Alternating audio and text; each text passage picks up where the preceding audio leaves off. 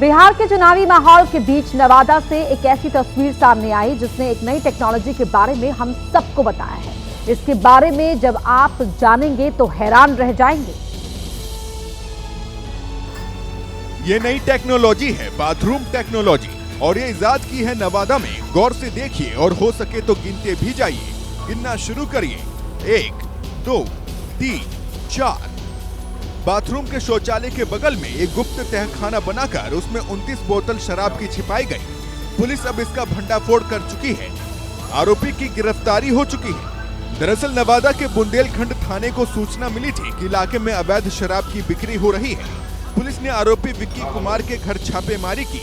पहले उसने इनकार किया, लेकिन बाद में जब सख्ती से पूछताछ की गई तो सच सामने आ गया। आरोपी की निशानदेही पर जब पुलिस शौचालय के तहखाने में पहुंची तो हैरान रह गई। ये तहखाना इतनी चतुराई से बनाया गया था कि सामान्य तलाशी में इसका पता किसी को ना चल पाए। वहीं दिल्ली में जेएनयू में जीबीएम के दौरान छात्रों में मारपीट की खबर है। मारपीट में कई छात्र घायल हो गए। बैठक शुरू होने के कुछ समय बाद ये विवाद हुआ। एसएफआई, आईसा और एबीवीपी का एक दूसरे पर आरोप है। विवाद के लिए एसएफआई, आईसा और एबीवीपी पर आरोप लगा रहे हैं। एसएफआई, आईसा, एबीवीपी पर, एबीवीपी, एसएफआई, आईसा पर आरोप लगा रहा है। जीबीएम शुरू होने के कुछ समय बाद ही विवाद हो गया। यहाँ पर विवाद के दोनों ही पक्ष एक दूसरे पर आरोप लगा रहे हैं और बैठक शुरू होने के कुछ समय बाद ही ये पूरा विवाद किस तरह से शुरू हुआ है और विवाद के दौरान तस्वीरें आपकी टीवी स्क्रीन पर। तो मारपीट हुई। मारपीट में कई छात्रों के घायल होने की खबर है। दिल्ली के जेएनयू में ये मारपीट की जानकारी है।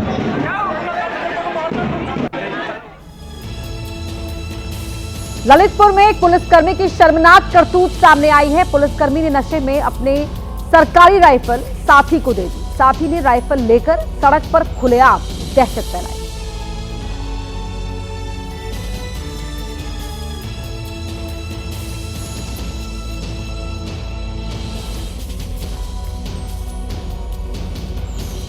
तो बाजार में राइफल लेकर घूमता हुआ नजर आया पुलिसकर्मी का साथी और उसे इस तरह से राइफल देखकर खुलेआम सड़क पर वहां लोगों में दहशत मच गई। नशे में धुत पुलिसकर्मी ने अपनी राइफल अपने साथी को दे दी।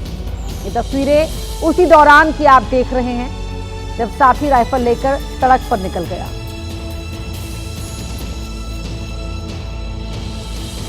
मध्य प्रदेश के उमरिया में ट्रैकिंग के दौरान एक बाघ ने हाथी पर हमला कर दिया।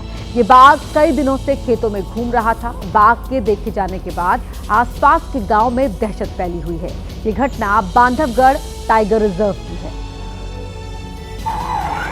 बाघ झाड़ियों में छिपा हुआ था। जैसे ही हाथी उसके नजदीक पहुंचा, बाघ ने उस पर हमला कर दिया। बाघ ने इतनी तेजी से हमला किया कि किसी को भी संभलने का मौका नहीं मिला। बाघ ने जैसे ही हाथी पर हमला किया, हाथी तेजी से पीछे की तरफ भागा। हाथी पर सवार वन विभाग की टीम भी दहशत में आ गई। बाद में शोर मचने पर बाघ वापस झाड़ियों की तरफ चला गया। दरअसल मानपुर बफर परिक्षेत्र के बल्लौड़ गांव के खेत में सोमवार से बाघ घूमता हुआ दिखाई दे रहा था। इससे गांव के लोग दहशत में आ गए, लेकिन बाघ को देखने के लिए बड़ी संख्या में लोग पहुंच रहे थे।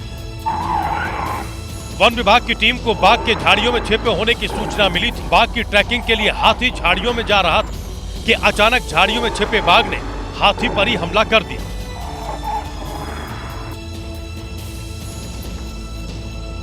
बीजेपी ने बिहार विधानसभा चुनाव के लिए अपनी तीसरी लिस्ट जारी की है। इसमें 18 उम्मीदवारों के नाम शामिल हैं। कोचा धामन से वीणा देवी और मोहनिया से संगीता कुमारी को टिकट देकर मैदान में उतारा गया है। संगीता कुमारी 2 दिन पहले आरजेडी से बीजेपी में शामिल हुई थी। पार्टी ने राघोपुर से तेजस्वी के सामने सतीश कुमार यादव को उतारा है। सतीश यादव ने 2010 में राबड़ी देवी को 13,000 से ज्यादा वोटों से हराया था। तो वहीं लौरिया से विनय बिहारी को प्रत्याशी बनाया गया है। आरजेडी से आए भरत बिंद को भभुआ से टिकट मिला है।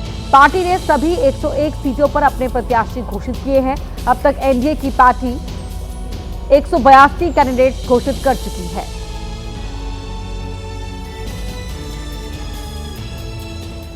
और अब खबर लखनऊ से, जहां एक महिला से सरेआम बदसलूकी की गई। एक शख्स काफी देर तक बीच सड़क घटिया हरकत को अंजाम देता रहा, लेकिन आसपास खामोशी ही पसरी रही।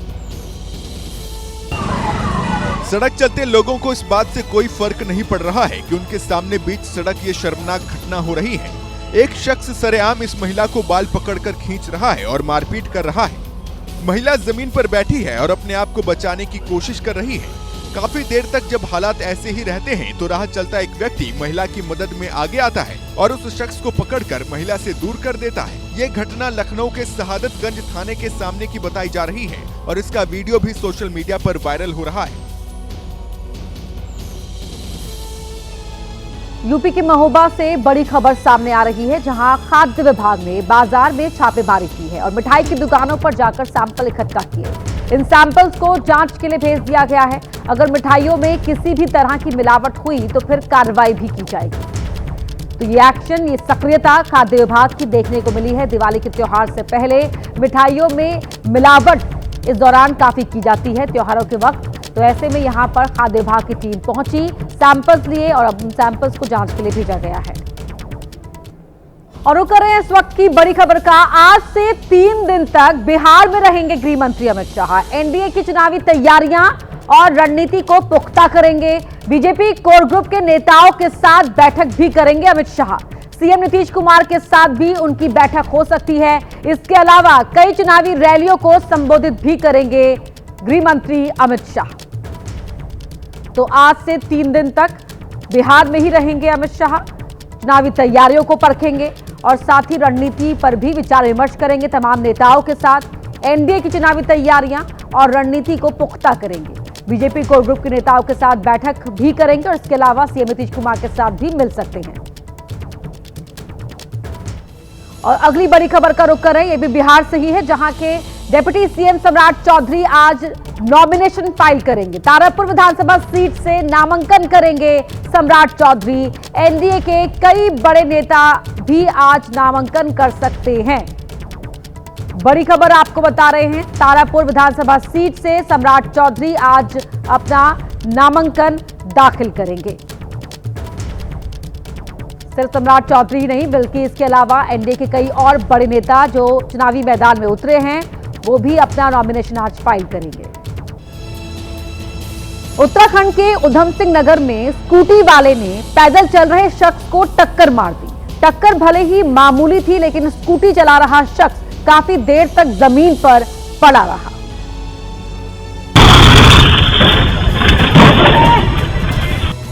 सीसीटीवी फुटेज में नजर आया कि खाना खाकर 2 लड़के सर्विस लेन के किनारे टहल रहे थे, तभी पीछे से स्कूटी सवार शख्स ने एक युवक को टक्कर मारी।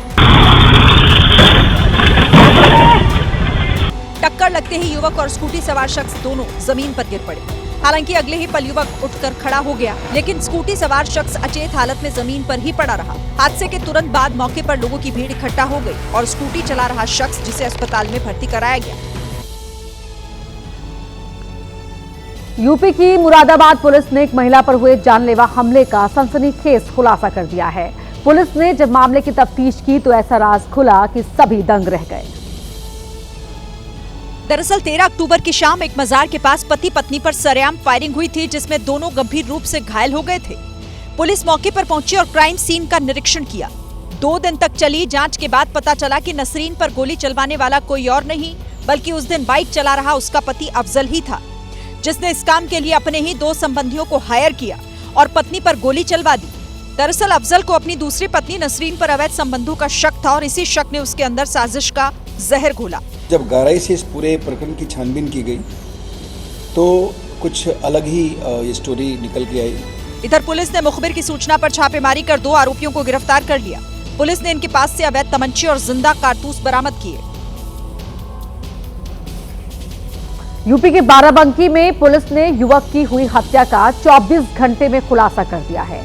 हैरानी करने वाली बात यह है कि हत्या को हादसा दिखाने की कोशिश की गई थी, क्योंकि हत्या किसी और ने नहीं बल्कि मृतक की पत्नी ने ही करवाई थी। दरअसल पूजा और उसके पति के बीच अक्सर घरेलू विवाद की वजह से झगड़ा होता था। इसी दौरान उसका संबंध परिवार के एक युवक से हो गया था। जब पति हनुमंत लाल को इस बात की जानकारी हुई तो विवाद और बढ़ गया। पति से छुटकारा पाने के लिए पूजा ने ई रिक्शा चालक कमलेश को 1 लाख रुपए की सुपारी देकर हत्या की योजना बनाई। 13 अक्टूबर की रात पूजा अपने पति और बच्चों के साथ देवा मेला देखकर लौट रही थी। उसी दौरान अपने प्रेमी की मदद से हनुमंत लाल के सिर पर सरिया मारकर उसकी हत्या कर दी। वहीं यूपी के बागपत में एक युवक की हत्या का पुलिस ने खुलासा कर दिया। पुलिस का दावा है कि हत्या की वारदात को किसी और ने अंजाम नहीं दिया, बल्कि बेटी और सास ने मिलकर दिया था। पुलिस के मुताबिक सोनू नाम के शख्स के उसके घर में रहने वाली सास के साथ अवैध संबंध हो गए थे। इस दौरान सोनू ने अपनी सास के अश्लील वीडियो भी बनाए। दामाद सोनू ने कई साल पहले अपनी सास को बिजनौर में 3 लाख रुपए का प्लॉट दिलाया था, जिसे अब दामाद अपनी सास पर बेचने का दबाव बना रहा था, लेकिन वो प्लॉट को नहीं बेच रही थी। जिसके बाद दामाद सोनू ने अश्लील वीडियो सोशल मीडिया पर वायरल करने की धमकी दी। इसके बाद मां बेटी ने सोनू को रास्ते से हटाने की खौफनाक साजिश रची। पहले दोनों ने सोनू को दूध में गोलियां मिलाकर उसे बेहोश किया, फिर उसकी रस्सी से गला दबाकर हत्या कर दी। इसके बाद शव को कमरे में फांसी के फंदे से लटकाया ताकि सबको लगे कि ये खुदकुशी है। दोनों ने बिना कुछ बताए उसका अंतिम संस्कार भी कर दिया, लेकिन भाई ने तहरीर दी और पुलिस जांच में यह हैरान करने वाला खुलासा हुआ। फिलहाल पुलिस ने दोनों मां बेटी को सलाखों के पीछे भेज दिया है। बेंगलुरु में एक डॉक्टर ने अपनी पत्नी के साथ जो किया उसे सुनकर आप दंग रह जाएंगे। पहले तो सबको लगा था कि डॉक्टर की पत्नी की मौत सामान्य थी, लेकिन अब इस राज से पर्दा उठ गया है। पति और पत्नी दोनों डॉक्टर थे। महेंद्र रेड्डी एक नामी अस्पताल में जनरल सर्जन थे, तो वहीं कृतिका भी एक डर्मेटोलॉजिस्ट यानी त्वचा रोग विशेषज्ञ थी।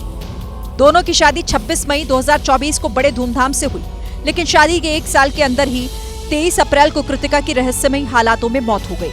जब कृतिका की मौत हुई तो उसकी तबीयत ठीक नहीं थी और वो अपने पिता के घर रह रही थी।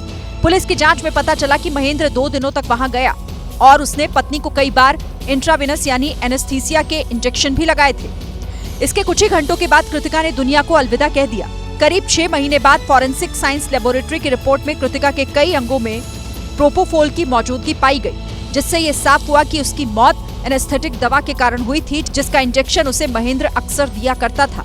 शुरुआत में पुलिस ने इसे नेचुरल डेथ माना था, लेकिन बाद में बहन ने जांच की मांग की तो मौत के इस घिनौने खेल का पर्दाफाश हो गया। आरोप है कि शादी के बाद से ही डॉक्टर महेंद्र रेड्डी अपनी पत्नी को नजरअंदाज करने लगा था। वो एक अस्पताल बनाना चाहता था और इसके लिए ससुराल वालों पर पैसा देने का दबाव डाल रहा था। यूपी के कानपुर में लव जिहाद का सनसनीखेज मामला सामने आया है। पुलिस ने युवक पर गंभीर धाराओं के तहत मुकदमा दर्ज कर उसे जेल भेज दिया है। 11वीं में पढ़ने वाली छात्रा की मुलाकात 2 साल पहले फेसबुक पर बेबी राज नाम के शख्स से हुई थी। धीरे धीरे नजदीकियां बढ़ी और मोहब्बत परवान चढ़ी, लेकिन एक रोज लड़की को पता चला कि आरोपी बेबी राज नहीं बल्कि नियाज अहमद है, जिसने फेसबुक पर फर्जी प्रोफाइल बनाई थी। लड़की को जैसे ही सच्चाई पता चली, इस बात को लेकर दोनों में बहस हो गई और फिर इसके बाद जो कुछ हुआ वो बेहद डरावना और खौफनाक था। उसने हमको मिलने बुलाया, हम मिलने गए उससे, तो उसने हमको द्विवेदी मेंशन ले जा करके कोल्ड ड्रिंक पिलाई थी। हम बेहोश हो गए। उसके बाद जब हमको होश आया तो वो हमको वीडियो दिखा रहा था जिसमें उसने मेरे साथ शोषण किया था। इसके बाद भी नियाज अपनी हरकतों से बाज नहीं आया और वो अक्सर युवती को अपने पास बुलाता और फोटो दिखाकर लगातार शोषण करता रहा। फिलहाल पुलिस ने आरोपी नियाज अहमद पर मुकदमा दर्ज कर उसे सलाखों के पीछे भेज दिया। वहीं गिरफ्तारी से पहले शख्स ने अपनी फेसबुक प्रोफाइल में अपना नाम बदलकर बेबी राजा खान कर लिया था। महाराष्ट्र के गुरुकुल में छात्राओं के साथ यौन उत्पीड़न का सनसनीखेज मामला सामने आया है। पुलिस ने आरोपियों पर पॉक्सो एक्ट के तहत मुकदमा दर्ज किया है। आरोपी कोई और नहीं बल्कि गुरुकुल का ही कोकरे महाराज निकला, जो खुद को आध्यात्मिक गुरु बताता था। कोकरे बीजेपी से जुड़ा हुआ था, अक्सर पार्टी के सार्वजनिक मंचों पर नजर आता। छात्रा का आरोप है कि वो कुछ दिनों के लिए गुरुकुल में आध्यात्मिक शिक्षा के लिए आई थी, लेकिन कोकरे महाराज न केवल उसके साथ छेड़खानी करता बल्कि गलत हरकत भी कर रहा था। पीड़िता ने अपनी शिकायत में ये भी कहा कि उसे चुप रहने की धमकी दी जाती है कि परिवार और समाज में उसकी बदनामी होगी। बहरहाल पुलिस ने कोकरे महाराज समेत 2 लोगों पर FIR दर्ज कर उसे गिरफ्तार कर लिया है। मध्य प्रदेश के मंदसौर से ABVP के कार्यकर्ताओं का शर्मनाक कांड सामने आया। पुलिस ने 4 छात्रों के खिलाफ मुकदमा दर्ज कर लिया है, तो वहीं एक फरार छात्र की तलाश की जा रही है। छात्राएं युवा उत्सव में शामिल होने के लिए भानपुर आई थी और कार्यक्रम खत्म होने के बाद कमरे में कपड़े चेंज कर रही थी। तभी CCTV में दिखाई दिया कि 4 छात्र चुपके से आते हैं और बाहर से कमरे के अंदर झांकने की कोशिश करने लगते हैं।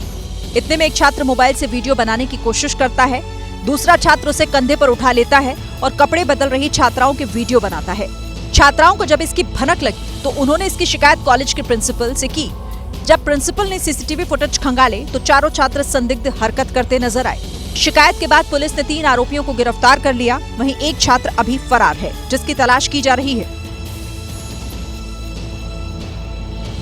यूपी के लखीमपुर में किसान बंदरों के आतंक से परेशान है और बंदरों से फसल को बचाने के लिए एक किसान ने ऐसा तरीका निकाला जो देखते ही देखते वायरल हो गया। हाथ में लाठी और शरीर पर भालू की ड्रेस। ये कोई कलाकार नहीं बल्कि लखीमपुर का किसान है, जो बंदरों से अपनी फसल बचाने के लिए ऐसा कर रहा है। इसे देखते ही बंदर पेड़ पर छिप जा रहे हैं। इसके साथ साथ खेत के चारों तरफ जो कंटीली तार बिछाई गई, वहाँ भी इसने कुछ तस्वीरें लगा रखी हैं, जिसे देखकर बंदर भाग जाएं। बड़ा परेशान होते होंगे दिन में। हाँ जी सर, सब पसीने में भीग चुका है अंदर से। कुछ किसान भालू बने हैं तो कुछ किसान बच्चों वाली बंदूक से बंदर को डराकर भगाने की कोशिश कर रहे हैं। मध्य प्रदेश के इंदौर में एक बच्ची कुत्ते के हमले से बस 1 सेकंड से बाल बाल बच गई, तो वहीं यूपी के हापुड़ में कुत्तों के हमले में एक छोटी बच्ची गंभीर रूप से घायल हो गई। इंदौर के सर्वसंपन्न नगर में तो हद ही हो गई। एक बच्ची जैसे ही घर से बाहर निकली, आवारा कुत्ता उसके पीछे पड़ गया। बड़ी मुश्किल से उस बच्ची ने अपनी जान बचाई। कुत्ते से बचने के लिए वो भागी और अपने घर के गेट पर चढ़ गई, लेकिन वो इतनी डरी हुई थी कि उसका बैलेंस बिगड़ गया और वो अंदर कूदने की जगह गिर गई। बच्ची के चीखने की आवाज सुनकर उसकी माँ भी भागी भागी आई, उसे गले लगा लिया। यूपी के हापुड़ में तो आवारा कुत्तों ने 6 साल की बच्ची के मुंह को ही नोच डाला। ये बच्ची स्कूल जाने के लिए निकली, तभी कुत्तों ने उस पर हमला कर दिया। डॉक्टर्स ने बुरी तरह घायल बच्ची को दिल्ली के लिए रेफर कर दिया। हिमाचल प्रदेश के ऊना में हरियाणा रोडवेज की बस बड़े हादसे का शिकार होते होते बच गई। बस डिवाइडर से टकराई और लुढ़कते लुढ़कते सीधी हो गई।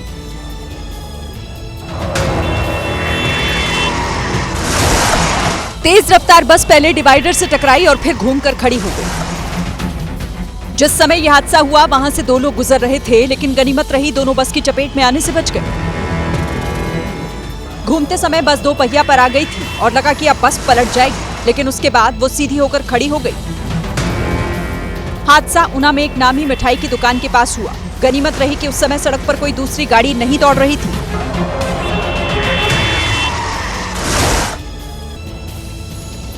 उत्तराखंड के देहरादून से फिल्मी स्टाइल में चोरी का एक मामला सामने आया। चोर ने नगर निगम के दफ्तर को निशाना बनाया और छत के रास्ते नगर निगम के दफ्तर में घुस गया। न ताला टूटा न दरवाजा, चोर छत फाड़कर नगर निगम के दफ्तर में घुसा। चोर ने फॉल्स सीलिंग फाड़ी और दफ्तर में घुसने लगा। चोर ने दफ्तर में रखी अलमारी पर अपने पैर रखे और फिर लटक कर अंदर घुस आया। इसके बाद चोर ने काफी देर तक वहां कीमती सामान की तलाश की। चोर को कीमती सामान तो नहीं मिला, लेकिन फॉल्स सीलिंग तोड़कर चोर के आने से नगर निगम दफ्तर को भारी नुकसान हुआ। दिल्ली के संजय गांधी अस्पताल में उस वक्त अफरा तफरी मच गई जब एक युवक अस्पताल की 6ठी मंजिल के छज्जे पर चढ़ गया और नीचे कूदने की धमकी देने लगा। मंडल पैर तोड़ देते हैं, मुंह से ले लेते हैं। युवक ने पुलिस वालों पर प्रताड़ित करने के आरोप लगाए और दावा किया कि वो अपनी जान देकर पुलिस की प्रताड़ना से मुक्ति पाएगा। हम देखते ना कौन से पुलिस वाले ने मारा तेरे को। कोई दिक्कत नहीं जी, अपना देखूंगा, मीडिया के साथ देखूंगा। अरे जब मैं रहा ना मीडिया, अरे एबीपी न्यूज रहा तेरे साथ। अस्पताल प्रबंधन के अलावा वहां मौजूद तमाम लोग युवक को नीचे उतरने के लिए समझाते रहे, लेकिन वो नीचे कूदने की जिद पर अड़ा रहा। भाइयों देख लो कैसे हंस रहे हैं। वो पुलिस वाले नहीं है। अरे मंडल ऐसे नहीं। हेलो मंडल। समझाने के बावजूद भी जब युवक नीचे नहीं आया तो फायर ब्रिगेड का एक जवान छज्जे पर कूदा और जल्दी से युवक के हाथ पैर रस्सी से बांध दिए। इसके बाद खिड़की के रास्ते युवक को नीचे उतार लिया गया। हरियाणा के गुरुग्राम में बड़ा हादसा हो गया। यहां बीच रास्ते पर चलती कार में आग लग गई। ड्राइवर ने समझदारी दिखाई और कार रोककर फटाफट बाहर आ गया। पहले कार के इंजन से धुआं उठा और फिर आग लग गई। कार धू-धू कर जलने लगी। काफी दूर तक धुएं का गुबार नजर आया। आग इतनी भयंकर थी कि कुछ मिनटों में ही लाखों की कार तबाह हो गई। हादसा गुरुग्राम में एम्बियंस मॉल के सामने हुआ। कार में आग लगने की वजह से लंबा जाम लग गया। कार सवार दिल्ली से गुरुग्राम किसी के घर जा रहा था। ऐसा ही हादसा गुरुग्राम के राजीव चौक फ्लाईओवर पर भी हुआ। यहाँ क्रशर लेकर जा रहे ट्रक में भीषण आग लग गई। ड्राइवर और हेल्पर ने ट्रक से छलांग लगाकर अपनी जान बचाई। उत्तराखंड के देहरादून में मुआवजे की मांग को लेकर महिलाओं ने जमकर हंगामा किया। दरअसल एक ट्रक मकान से टकरा गया, जिससे मकान को काफी नुकसान पहुंचा। इसी बात से नाराज मकान की मालकिन ने मुआवजे की मांग की और जब मुआवजा नहीं मिला तो हंगामा खड़ा कर दिया। नाराज महिलाओं ने ट्रक में आग लगाने की कोशिश की और जब पुलिस ने उन्हें ऐसा करने से रोका तो उनके बीच धक्का मुक्की होने लगी। इस दौरान एक महिला ने पुलिस वाले पर डंडे से हमले की कोशिश की, जबकि दूसरी महिला ट्रक के टायर के पास बैठ गई और आग लगाने की जिद पर अड़ गई। काफी कोशिश के बाद पुलिस ने हंगामा कर रही महिलाओं को वहां से अलग हटाया। महाराष्ट्र के वसई में मुंबई अहमदाबाद हाईवे पर लगा जाम बच्चों के जी का जंजाल बन गया। ट्रैफिक जाम में 500 से ज्यादा स्कूल के बच्चे फंस गए, जो 8 से 10 घंटे तक भयानक जाम में फंसे रहे। जाम इतना भीषण था कि शारदाश्रम स्कूल और मदर टेरेसा जूनियर कॉलेज के बच्चे मंगलवार शाम को 5:30 बजे जाम में फंसे थे, जो बुधवार सुबह तक जाम में ही फंसे रहे। 8 से 10 घंटे तक जाम में फंसे रहने की वजह से बच्चे भूख, प्यास और थकान से छटपटाने लगे। बच्चों को बेहाल देख स्कूल के स्टाफ ने मनसे अध्यक्ष राज ठाकरे से मदद की गुहार लगाई, जिसके बाद मनसे कार्यकर्ता मौके पर पहुंचे और पास के होटल में बच्चों के लिए खाने पीने की व्यवस्था की।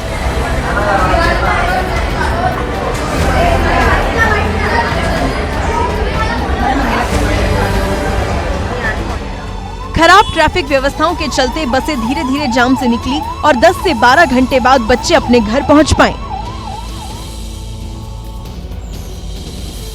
8 साल बाद आखिरकार दिल्ली एनसीआर में रहने वाले लोग खुलेआम पटाखे फोड़ पाएंगे। सुप्रीम कोर्ट ने दिल्ली एनसीआर में पटाखों पर लगा बैन हटा दिया है। अब दिल्ली में भी दिवाली के दिन बिना किसी रोक टोक के पटाखे फोड़े जाएंगे।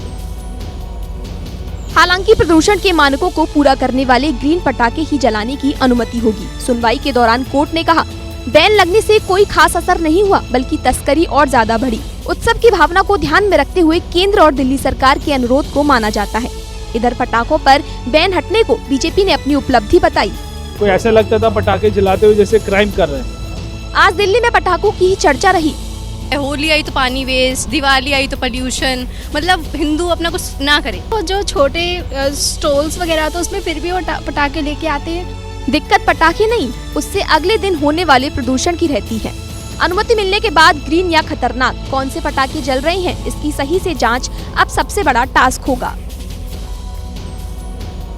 ट्रेन में सफर करने वालों के लिए सबसे बड़ी समस्या ऊपर वाली बर्थ पर चढ़ने की होती है, लेकिन अब वंदे भारत ट्रेन में ऐसे कोच लगाए जाएंगे जिससे ये समस्या खत्म हो जाएगी। अगले साल से जो वंदे भारत ट्रेन पटरियों पर दौड़ेगी वो इसी तरह की होगी। अपर बर्थ पर चढ़ने के लिए बाकायदा सीढ़ी लगी है, सीढ़ी के आसपास हैंडल लगे हैं और देखने में ये कोच पूरी तरह से लग्जरी नजर आ रहा है। ये वंदे भारत के स्लीपर कोच के डिजाइन है और इस एसी कोच में बर्थ का डिजाइन भी खास अंदाज में किया गया है, बिल्कुल ऐसा मानो आप घर में बैठे हों। ये डिजाइन भारत रूस के joint venture KINET railway solutions ने तैयार किए हैं। इसका निर्माण महाराष्ट्र के लातूर में चल रहा है और उम्मीद की जा रही है कि जून 2026 तक ये कोच पटरी पर उतर जाएंगे।